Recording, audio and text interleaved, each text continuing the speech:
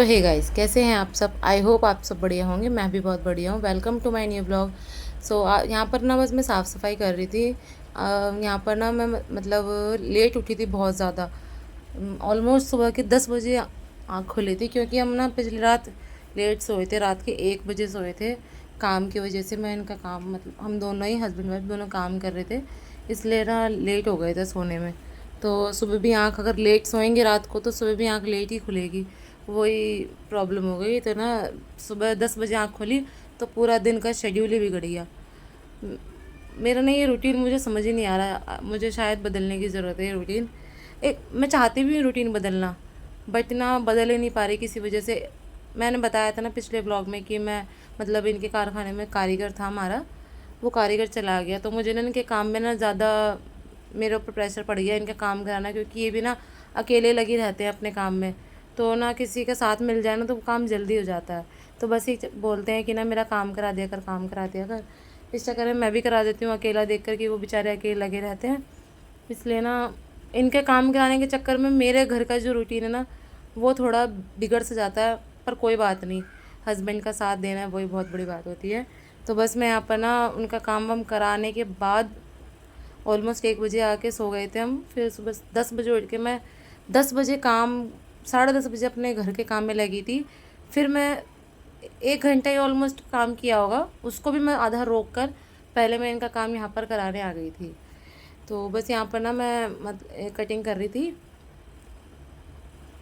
जैसे यहाँ पर कटिंग वगैरह करके मैं थोड़ा ज़्यादा काम नहीं कराया, बस थोड़ा सा काम करा के मैं बस ना झाड़ू वगैरह लगा के गई थी।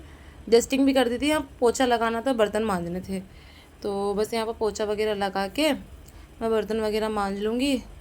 और मतलब ना यहाँ पर ना हमारा खाना वगैरह भी सब लेट हो गया था। वो कहते हैं ना लेट उठो तो हर काम लेट होता है, वही वाला सीन हो गया था।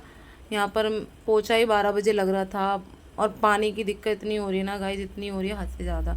पानी आ ही नहीं रहा है हमारे यहाँ पर। पता नहीं मोटर ख़राब है या नहीं। मोटर की तो मैंने कह दी है, वो ठीक कराएंगे। पर देखो पानी कब तक आता है। बस यहाँ पर पोछा वगैरह लगा लूँगी मैं। और बच्चे ना इस टाइम टीवी वगैरह देख रहे थे। और इनका भी काम ना ऑलमोस्ट मैं करा ही चुकी थी। इस ये यहाँ पर काम कराने के बाद मैं यहाँ पोछा लगा रही थी।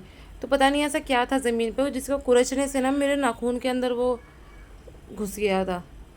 जो ना मुझे इतनी ज़ोर की दर्द हुई ना उसमें, बहुत ज़्यादा दर्द हुआ। ऐसे कहते हैं छोटी से छोटी चीज़ भी बहुत तेज़ दर्द दी जाती है, वो वाला था। बहुत तेज़ दर्द हुआ था। फिर बस दर्द को छोड़ के यहाँ वापस मैं अपना पोछा वगैरह लगाने लग गई थी।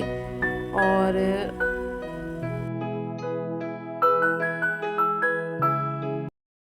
बहुत ज़्यादा काम नहीं करा था। झाड़ू पोछा डस्टिंग वगैरह करके मैंने कपड़े भी नहीं धोए थे। कपड़े में ना एक साथ ही लॉन्ड्री लगाती हूँ, मतलब शनिवार या मंडे को। संडे को तो मैं धोती ही नहीं हूँ कपड़े, क्योंकि बहुत पहले ही संडे को इतना काम होता है। लेट उठते हैं संडे को, और संडे को फिर काम भी लेट होता है और हर चीज़ में ना इस चक्कर में ना कपड़े नहीं धोती संडे को।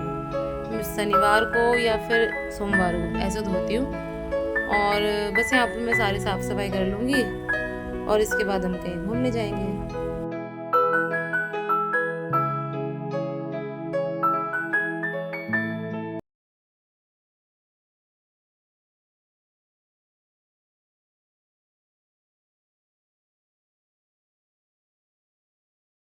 बस मैं यहाँ पर सारे घर का काम करके और लगभग 3-4 बजे के टाइम पर मैं यहाँ कतरन मार्केट आई थी अपनी बहन के साथ। मेरे पास ना मतलब सूट वगैरह थे नहीं, तो मैंने सोचा कि कतरन मार्केट जाते हैं।